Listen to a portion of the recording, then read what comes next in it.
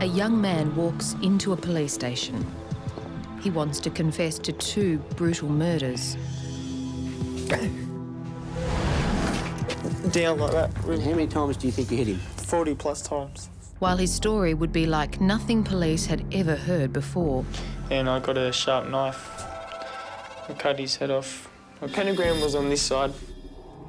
Yeah, I used his hand. The sequel to his tale would hold a bizarre twist. Axe was up in there. One that scriptwriters could never have imagined. I thought, here we go again. We've got a serial killer with the manual, and it mentions who's going to be my next victim. I thought, that's it, I'm dead.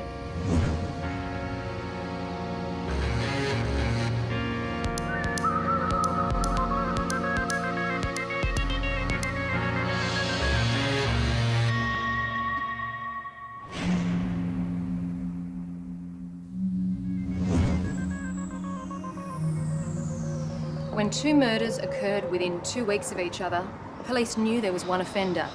The killer now had voluntarily walked into this police station and confessed. But his admission would not signal the end. Another man would die, and a family would be left to pick up the pieces. All right, do you agree that about 8:55 p.m.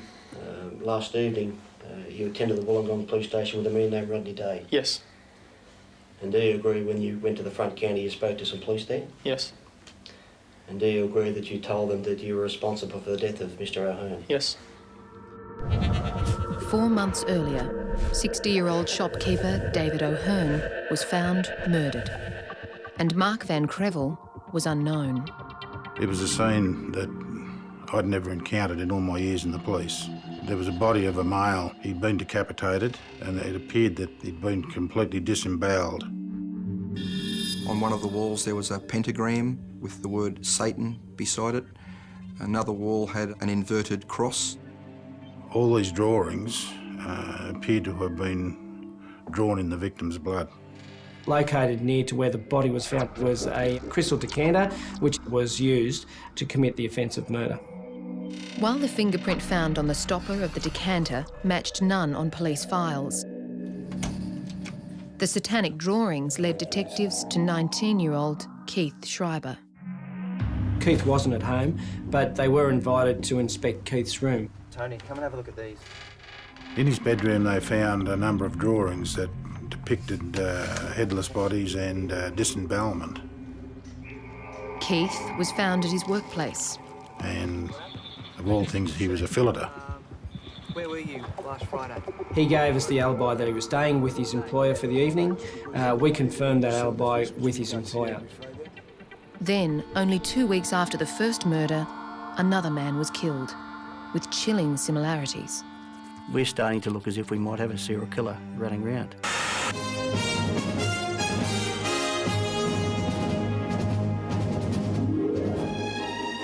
Former MP and alleged pedophile Frank Arkell murdered in his Wollongong home.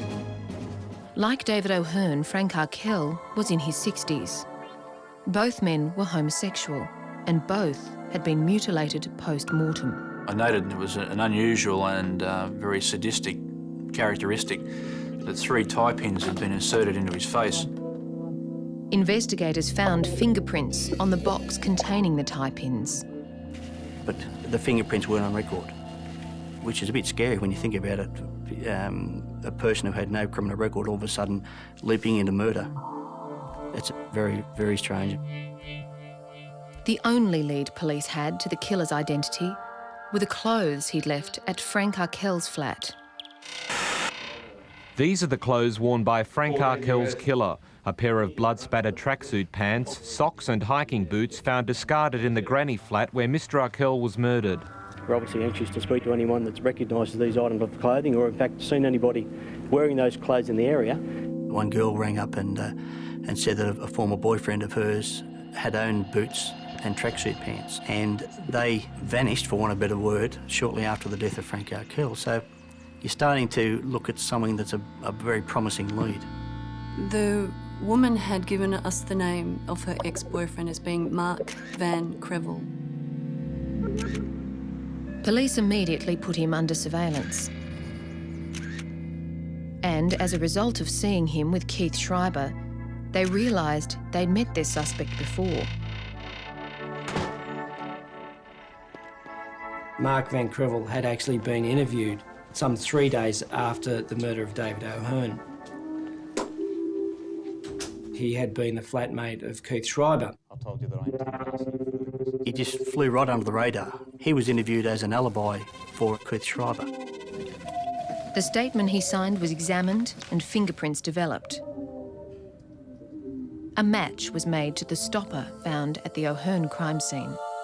It suggested that we were looking at the right offender. But they needed to prove it. During the surveillance operation, an opportunity arose to seize a discarded Coke bottle. Fingerprints on that bottle were then compared. The fingerprints found on the Coke bottle were the same that were found on the record of interview, were the same that were found at the crime scene. They were those of Mark Van Crevel.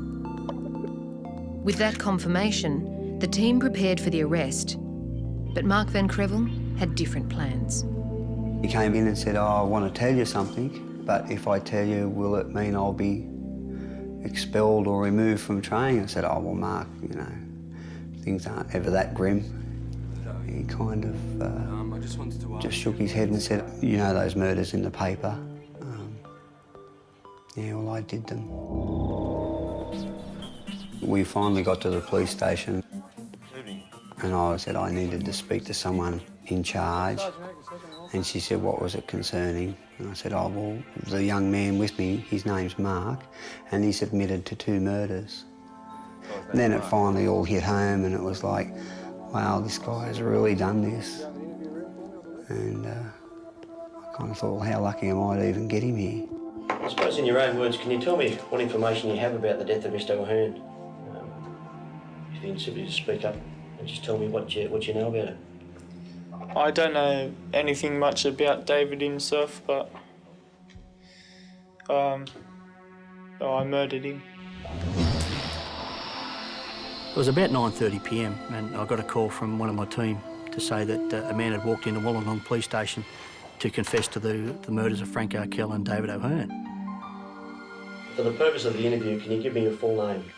Mark Marla Valera.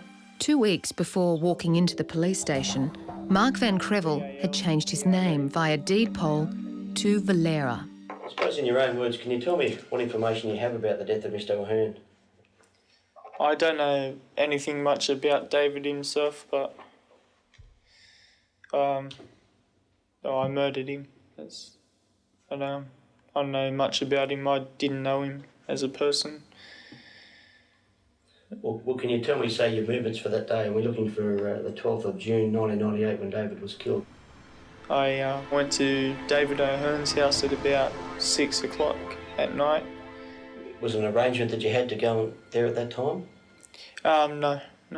Or did you simply just turn up out of the blue to go and see him? Yeah. Did David know you were coming there? No. Do you know David O'Hearn? No. I just went to his house. I knew where he lived. Or how did you know where he lived? Oh, I've seen him around because I lived in the same street.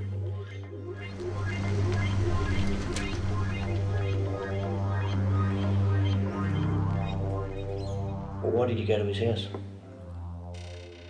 Just I had in my mind that I wanted to kill someone that day. I was really angry and I said to myself I could kill someone. David O'Hearn's murder was simply just a random attack. He wanted to know what it was like to kill somebody. Simple as that. Very cold and very shocking. I'll just get you to turn around, Mark, and just face the video if we can, thanks. As we said in the interview, back at the police station in Wollongong, you came to the house that morning, that night about 6 p.m, and you said you've knocked at the door, so the front door was closed. Now, can you indicate to me what happened once Mr O'Hearn answered the door and where you went to? I stayed at the door and asked if there was any accommodation around. And he said, "Come in and we'll talk about it." And I talked about with him and he offered me a drink. As David O'Hearn's sister had told police when her brother was killed, David was extremely kind-hearted. He just trusted people. He liked people, and I think he liked to help people that he thought needed a hand. But that generosity led to his death. And if you can take the place of David O'Hearn for the purposes of this exercise, if I can just get you to stand up, please. And if you can indicate, if Detective Castor is walking away that way, if you can just indicate what you did with him. Yep. I walk, bang, hit him on the head, and he slumped down there. And I continued to hit him on the head with the bottle, I think, about 10 times. Do you recall what that glass? It was some fancy glass bottle, just like well-rounded. And it was really heavy. Now, when you went to the house, did you carry anything with you? No, I strictly use all his stuff. Can you indicate whereabouts you found items in here? There was a hacksaw up here with a hammer, and the knives were just in the drawers here. And I got a sharp knife and cut through his stomach. And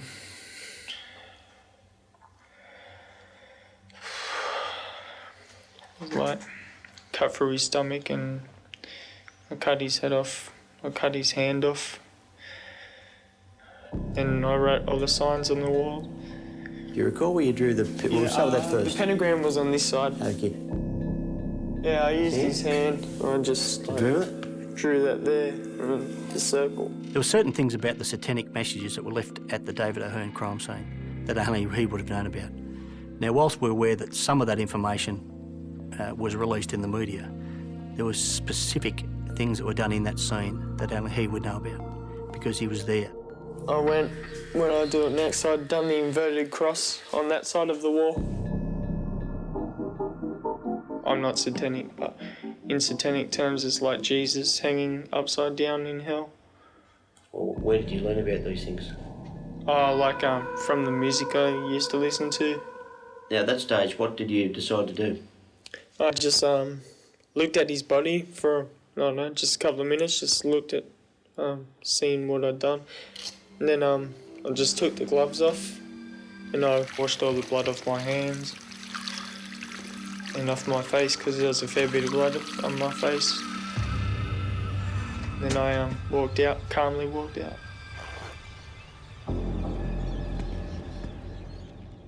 It's like probably nothing I've ever seen before for a kid of his age to start to confess to these things and talk about how he did it with such, just like a remorse. Is there any reason why you did it? Why I killed David O'Hearn? I was like, I don't know, not really, no. I mean, I was angry that day, but no particular reason, no. He wasn't confused, he was very sure of what he had to say to us, and the Frank Arkell interview was no different. Frank Arkell had been murdered only 2 weeks after David O'Hearn. Okay, now, did you know Frank Arkell prior to this? I knew of him. Well, what did you know of him? I knew that he was a convicted pedophile. And what made you decide to go to his house that afternoon? I had in my mind that I wanted to kill him because didn't like him. So I just pretended I was gay and I called him up. Can you remember what you actually said? What name you gave? Hi, my name's John. I was wondering if I could come down to your house, and he said, yeah, sure, you come down, blah, blah, blah. I walked down to his house and he thought I liked him. And I went into his room out the back. He turned his back to me. I rammed him into the wall. And what's happened then? Once his head struck there, what's happened? He fell to the ground and I gave him a few hard boots. Okay, right now. What did I grab next? Fucking hell. Pardon my language. I grabbed the cord and I put it around his neck. I was attached to a lamp. And I just thrusted it down like that, really. How many times do you think you hit him? 40 plus times. More than 40 times? One could picture, as he was confessing to it, the hopelessness that Frank would have been going through. Here he is being beaten to death by this man. I had blood all over my face and on my hands, on my boots. I was swearing at myself. Got blood all over me effing pants. Show me where you took the boots off. I took them off just at the end here. I just went down and undone my boots. I just left them here. Is there a reason why you left the boots here? Well, I didn't want to take them with me. Why is that? Well, isn't it obvious, someone would have seen me with bloody boots? As the media looked on from the street, Mark Valera was escorted from the granny flat to Frank's main house. I just walked through here, and there's a couple of pairs of black track pants. There was the black one, what I got. Whereabouts were they when you found them? They were just on the bed. My intention was to find something to wear other than bloody pants. And what have you done with the black pair of pants? I just carried them out. I just walked out. When I came back, I got the tie pins. I just looked around. Okay, can you just show us whereabouts you got the tie pins? You recall the tie pins? They were up here. I was just looking for them. And I stuck some tie pins, one in his eye and one in his cheek, his left face cheek. Okay. You've got different tracksuit pants off because you left your Nike ones there. Is that correct? Yes. What have you done then? I just stepped over the blood and I walked out and I can just leave the old bloody pants in there. What's made you want to come forward now? I feel it's the right thing to do and I had to get the shit off my chest. Well, can you give me a reason why you decided to kill Frank Arkell? I didn't like him. I know it wasn't for me to take it into my hands, but I felt someone should have killed him. Is it something that you plan to do? Mark Valera's confession to the murders of David O'Hearn and Frank Arkell was ongoing. I said to myself, I could kill someone. What made you angry? I don't know, some stress, I guess. What type of stress? Oh, I just stress out a lot.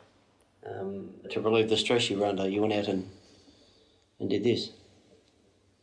Yeah. Despite the fact that Mark was confessing to the crime, we had to make sure that we had other good evidence that placed him at the scenes of the crime in case his confession would not be accepted by the court. We arranged for our team to go back and conduct a number of search warrants on his father's house, where Mark was known to stay, and also on a hostel in Wollongong, where we knew that he was staying at the time. This is the home of Jack Van Creeville. Mr Van Creeville has indicated that his son's room is down the hallway there and to the left, and that is where we're going to search. What we found there was items that linked him directly back to the crime scenes. Those items were the missing tracksuit top, the identical one that matched the tracksuit pants that we had found at the home of Frank Arkell. We also found the tracksuit pants that had belonged to Frank and that Mark had put on before he left Frank's house in order to get home. Pamela Young and her team then moved on to the hostel where Mark Valera had told police he was currently staying.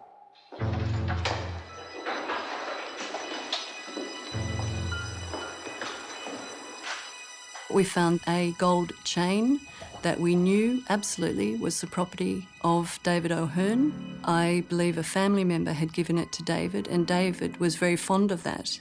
And when we found his body, he did not have that gold chain. So to find that type of evidence was critical. A number of items seized from the search warrants made the police brief all that much stronger. Of particular significance was the book, The A to Z of Serial Killers. Not only did this book relate to the serial killing, but also listed the two victims, David O'Hearn and Frank Arkell, and a number of other people who Mark thought about killing. Well, here we are, we've got a serial killer with the manual. On a number of pages that mentions who's going to be my next victim. I've got no doubts that he would have done it again. At the conclusions of the interview in relation to the Frank Arkell and David O'Hearn murders, Detective Oxford and I spoke to Mark in relation to his knowledge of the Parkin murder. Trevor Parkin had been murdered in his Sydney flat some 6 months before the other two men. I'm thinking, if he hasn't done that one, who has? The injuries at one Trevor Parkin and David O'Hearn were so similar. Surely this man did 3 and not 2. Whereabouts were you working in Sydney? Planet Hollywood, in a restaurant in George Street. So that's where you're washing dishes? Yeah. How did you travel up to Sydney? Train every day. So at that stage you were living with father? Yeah. And you'd commute from there to Sydney to work at Planet Hollywood? Yeah. That workplace was significant. At the Parkin crime scene, they had found a box of matches from Planet Hollywood. And Mark, being a previous employee, was one link which suggested that this investigation may actually be linked between the other 2 investigations. But as it turned out, another young man admitted to this murder 4 months after Valera's confession. 20-year-old Christopher Robinson's fingerprints matched those found in Parkin's flat. Hi, Sensei, if you're watching. Mark Valera had now spent 23 months on remand, and his trial for the murders of David O'Hearn and Frank Arkell was underway. Mark Valera had confessed to killing both men. Yet at trial, he claimed it was manslaughter, not murder, on the grounds of provocation. Forensics would make a liar of him. Shortly before the trial was to start, we were told that they were going to run a defence that he was sexually abused by his father. Mark Valera said at trial that it was Mr. O'Hearn who had taken down his own trousers in the living room of his townhouse and invited him to take part in a sexual act. That this, in effect, had him flashing back to similar acts in which he was invited to take part with his father. And it was then that he lost control of himself, took up the wine decanter and commenced hitting and ultimately killing Mr. O'Hearn. Mark Valera's defence lawyer told the court both men were killed because they wanted sex with the accused. He also blamed Valera's interest in Satanism and 10-year history of physical and sexual abuse at the hands of his father. It was only when the power of Satan flowed through him, or that he became Satan himself, that Mark was so powerful he could kill the man he hated, his father. When I examined the trousers that were worn by David O'Hearn, there was a number of areas of blood staining on the rear of the jeans. This blood staining extended down from the buttocks area right down the upper portions of the legs of the jeans. So we're able to prove that the jeans would have been up and worn by Mr. O'Hearn at the time that the blood had been placed on them. The forensic evidence was totally inconsistent with the version that Mark Valera was giving at trial, that David O'Hearn had removed his own pants. As a brother, I just could not imagine Jack being physically abusive, like violently abusive, let alone sexually abusive. That is just impossible to think that could be true. Jack Van Crevel agreed with defence suggestions to him that he had been very, very hard on his son and that he certainly physically abused him. However, he at all times vehemently denied that abuse had ever extended to a sexual abuse of his son. I believe that Jack owned up to the physical abuse side of it to try and diminish Mark's responsibility for his actions.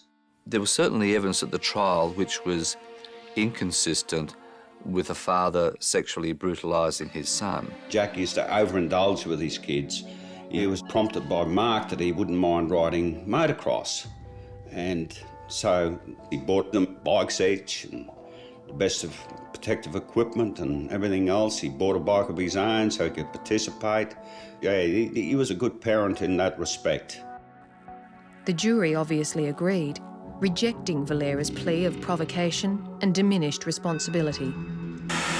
A 21-year-old man has been found guilty of murdering former state MP Frank Arkell and Wollongong shopkeeper David O'Hearn. Mark Van Crevel said during the trial that both his victims wanted him to perform homosexual acts. He also accused his father of a lifelong pattern of violent physical and sexual abuse. After the verdict, Van Crevel's mother left the courtroom distraught. Father's fault! I'll get you, Jack! I'll get you! He drove him to do it. He drove him to do what he did. He's the one that should be in jail, not my brother. Less than 2 weeks later, Jack Van Crevel, Mark's father, was dead. He, like David O'Hearn and Frank Arkell, had been brutally murdered and mutilated. Mark Valera, formerly known as Mark Van Crevel, had claimed that he had been provoked into killing 2 men and that his father's sexual abuse of him was to blame. But the jury rejected his plea of manslaughter and found him guilty of the 2 murders. 2 weeks later, his father was dead. When I got called to Jack Van Crevel's house, I thought, here we go again. And it was just, I couldn't believe my ears because of what had happened over the previous 2 years. When we entered the main bedroom, I was able to see the body of the deceased, Jack Van Crevel. Jack was kneeling beside the bed with his chest lying on the bed. His arms were down beside his torso. He wasn't wearing any clothing at the time. He had sustained severe trauma to his back and his head. There was a large amount of blood all over the bed sheets and some cast-off blood on the curtains and wall directly behind where Jack was lying. At the foot of the bed beside Jack's body, police located a hatchet, a knife and a fire poker lying side by side. We're unsure if the axe had actually been located at the premises, but the poker was one of a matching set of items that were located in the lounge room of the premises, and where the poker would have been located, there was a vacant spot in that area. And the knife was similar in appearance to a number of other knives that were located in the kitchen area of the premises. Given that at least 2 of the items had been gathered from different parts of the house, it showed that the offender had some time in the premises and wasn't too concerned about being located. He appeared to have been wandering around the house looking for items that he could have used. There were some blood-stained foot impressions or shoe impressions that were leading from the main bedroom out into the hallway. But then the blood had started to dilute and the shoe impressions were not so visible. We're able to see with the luminol that the shoe impressions actually led from the hallway. They led through the lounge room over to the area beside the fireplace where the poker would have been located. They then travelled back through the lounge room again, back into the hallway and back into the bedroom where the deceased was located. Other clear shoe impressions were found on the tiles in the hallway. Should police find a suspect, they would be able to match the tread to his shoes. Then, as investigators moved down the hallway, there was further evidence of the killer's activities. And in this room, we found a blood-stained partial shoe impression on a small child's lounge, which was underneath the window. From the direction of the shoe impression, it appeared that the offender had been exiting the window when he'd placed the bloodied shoe impression on the lounge. And there was a fly screen that was missing from that window. All the other windows in the house were fitted and secured with fly screens. So it appeared that the offender may have entered through that window. Jack's granddaughter was fortunately not in the room that night, but in the next room with her mother, Belinda Van Crevel, Mark Valera's sister. I was woken by the noises and I going shh, and was that frightened, and I put the quilt over me head and put it over her head, sort of like so we're hidden. It went on for a while, I don't know exactly how long, like just all noises. And then my bedroom door opened and like that was it. I thought, that's it, I'm dead. There was a number of small blood smears on the external door frame of the doorway leading to Belinda's bedroom, as well as a number of small blood smears on the actual door handle. And then it closed again, and I just laid there like scared, like I went stiff. I was that worried that like someone was going to kill me. Come and do you too. Yeah. Then I didn't want to stay in the house either. When I was holding tail, when I walked out of my room, when I seen the blood, there was no way in the world I was going to open my dad's door. Like I wanted to get out of there. So I just jumped in my car. When I jumped in my car, I felt a bit relieved and locked the doors and then drove straight to a rural police station. How do you feel about what's happened? I'm scared for my sake and for Tia's sake, and like I don't want to get Mark in trouble or anything like that. He's already in enough trouble, but I've always had my suspicions about those two killings, and now this happening. Like just everything isn't fitting together, and I don't know what to do. Who do you think is responsible for your father's death? I don't know. It was certainly a consideration that Mark Valera had organised the murder of his father. That was based on the fact that the book seized from Mark's possessions, the A to Z of serial killers, had a number of names identified in the book: Frank R. Kell, David O'Hearn, and Who Will Be My Number 3. One of those names was Jack Van Crevel. I know that he despised his father, and it was our thinking that perhaps his father would have been his third victim. Well, I went to the jail to interview Mark after his father's death to see what information he had. He just really had no remorse at all for his father, and he just simply wanted to know more about what had happened and more the fact of having any sorrow at all. It was very chilling, actually. Inquiries were conducted at the jail and on phone records, and it was soon identified that there weren't too many people that had visited Mark whilst in jail. One of those visitors was Keith Schreiber, who Mark was living with when he murdered David O'Hearn. Keith Schreiber was Mark Valera's best friend. He grew up with Mark, and he first came to my notice in the initial stages of the murder investigation surrounding David O'Hearn. And I'm aware through prior interviews with Jack Van Crevel that he didn't hold Keith in any high regard. In fact, he despised the fact that Keith was spending so much time with his son, as he saw him as a bad influence.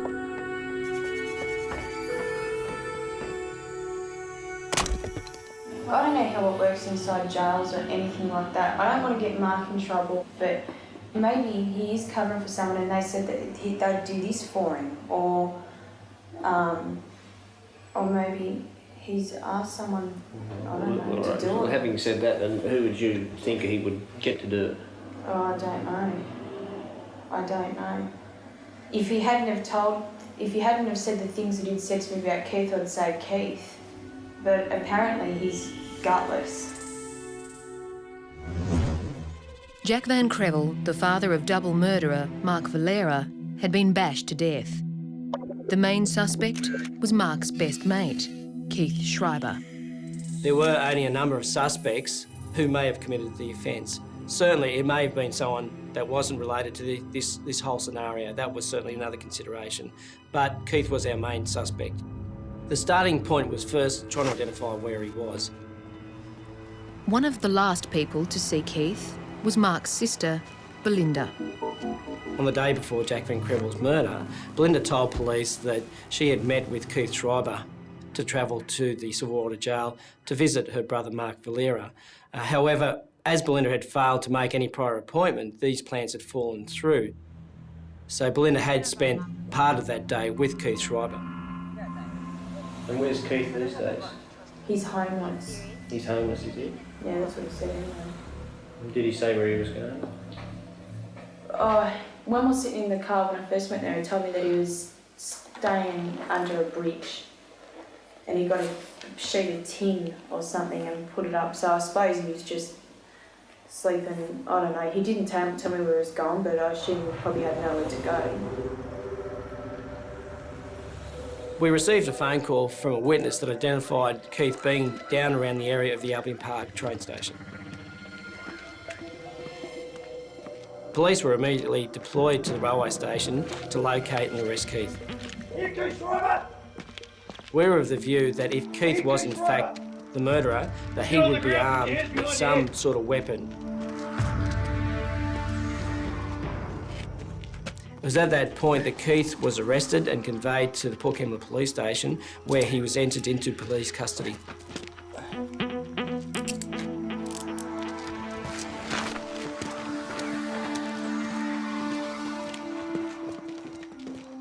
It was important that he was conveyed to the police station in order for us to interview him and capture any forensic evidence that he may have on him. At the time, Keith had been placed into police custody. His shoes had been seized at the earliest opportunity. When I was examining the shoes that had been worn by Schreiber, I saw a large irregularity on the sole, which was an exact match to the irregularity that we'd located on the tile portion of the hallway at the premises at Albion Park. Electronically recorded interview between Detective Senior Constable John Northfield and Keith Andrew Schreiber. Okay, Keith. Well, is there anything you can tell us about the incident that occurred last night with Mr. Jack Van Crevel? I've done it. Happy? Can you tell me why you did it? Yeah, that's a good question. I was depressed and angry. He should pay for what he done to Mark and Lena. During the interview, Keith's demeanour was very erratic. He was become emotional, he'd become agitated at points, and then he'd become solemn in his answers. It was all over the place. When this was happening, did you say anything to Jack? Yeah, sort of for revenge for Mark. I told him when I turned the light on, I told him this is for Mark. Fucking pedophile bastard. You'll never molest another kid again.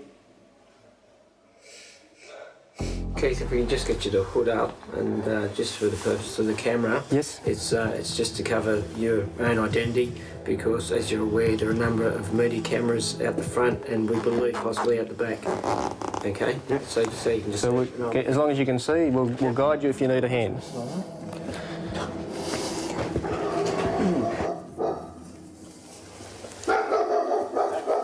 Axle's up in there, indicating up in the corner of the garage there is where the tomahawk was located, yes? Keith had spent quite an amount of time leading up to the murder at that house, so he would be aware that would be the normal resting place for the axe. Got the bucket, and the window was open already, so I pushed it open. Yeah, pushed it open, stood on, and climbed through. Okay, we're now in the deceased Jack Van Crevel's bedroom. Can you tell me what happened when you came in here? Up here, and he was there snoring, and I kicked it like that. That's what made the noise? Yeah, and he woke up, whack. What were you feeling when you were doing this? Loneliness. I was feeling lonely.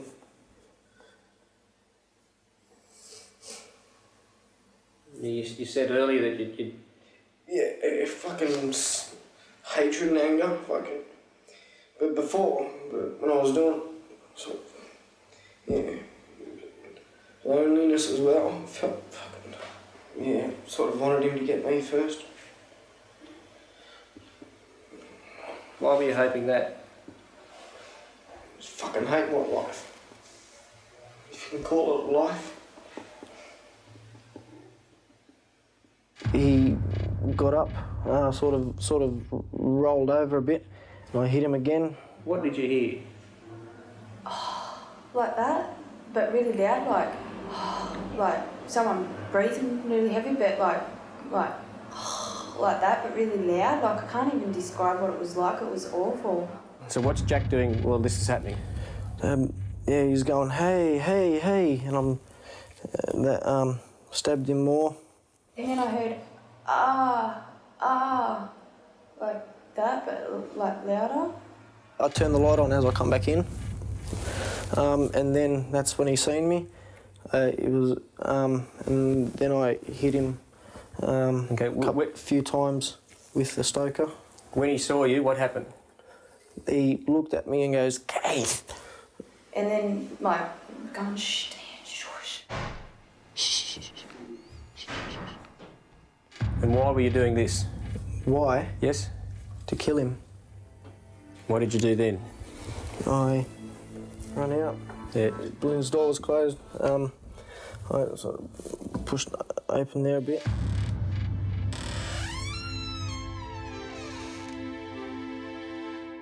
And then closed it. And after this, I went into the kitchen.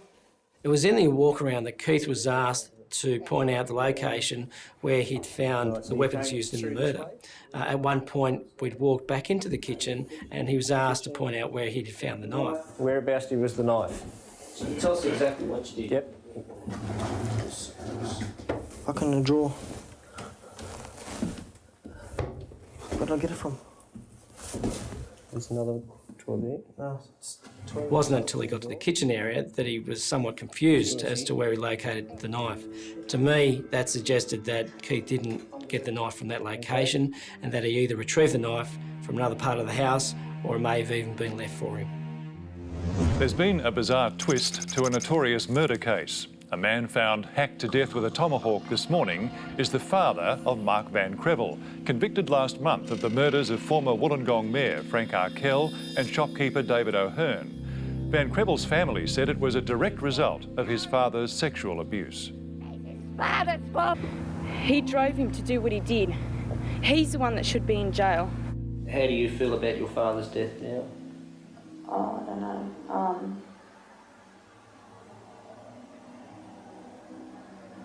Not sad as yet, but it'll happen. It was clear Belinda Van Crevel had no regrets about her father's murder. The fact that she was in the next room when Schreiber was killing him and did nothing to stop it heightened police suspicion of her involvement. The big question was, why didn't she use the mobile phone that was located near her bed to ring the police? Why didn't she go to the neighbour's house to use their phone to ring police? Another question is, why did she travel all the way to Warilla, which is about 15 minutes away, to make the report when she could have driven to the Albion Park police station, which is only about 5 minutes around the corner? One possible scenario was that Belinda was distraught at what she had heard earlier, but it raised a number of questions, such as, is there a connection between Belinda and the person that killed Jack Van Crevel? I've been told that for the past 4 or so weeks that you've actually been in a relationship with Belinda Van Crevel.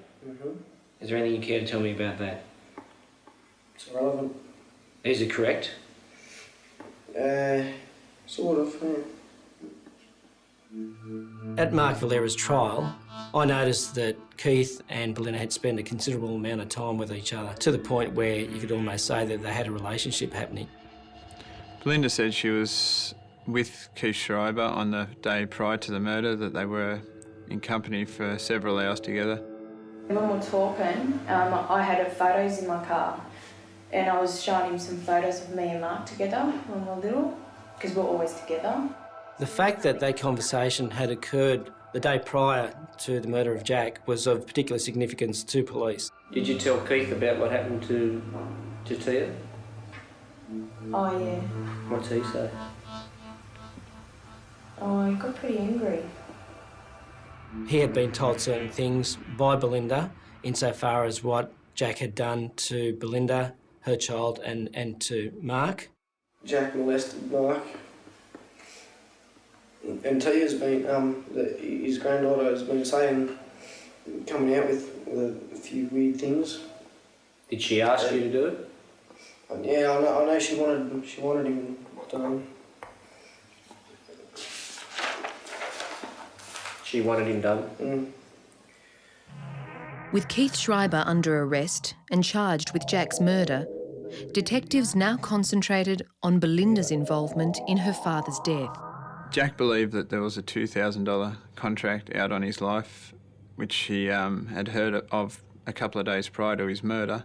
He had been advised by his wife that Belinda had put out a contract on him, and that contract was with Keith Schreiber. Jack was advised to contact police, but he didn't. And 3 days later, he was dead. Electronically recorded interview between Detective Senior Constable Jamie Williams and Belinda Van Crevel. It was now 8 months since her father had been murdered. Had your mum, Elizabeth Carroll, mentioned to you any allegations of your involvement in your dad's death? Apparently I told her that I was going to get Keith to kill Dad, that I told her that I was going to pay him to do it. Yeah, that's about it really. So she said to you that you told her that you were going to get Keith to kill your father? Yeah. Was that true? No. You didn't say that to her? Have you ever paid Keith any money? No. For what? Since your father's death, have you ever given him any money? No, I haven't. After conducting several interviews with Belinda, we established sufficient evidence to conduct and execute a search warrant on her premises. From that search warrant, we located several money orders that we could directly associate to deposits that were made into Keith's account whilst in jail. From the Harvest Square Post Office on the 9th of April 2001 in the amount of $200. And there was more damning evidence. Just located a letter on the one that's got Keith. Mhm. Is that All right. Keith's Okay. driver? That's yeah, obviously. In the letter, Keith's talking about I should have bought a radio with that money, but all I got was a kettle for $30 and the rest on tobacco and drinks and food. This is the person that killed your father, and you're sending him money. Yeah, and? Did you think that was a bit strange? No. No, not really, no. Okay.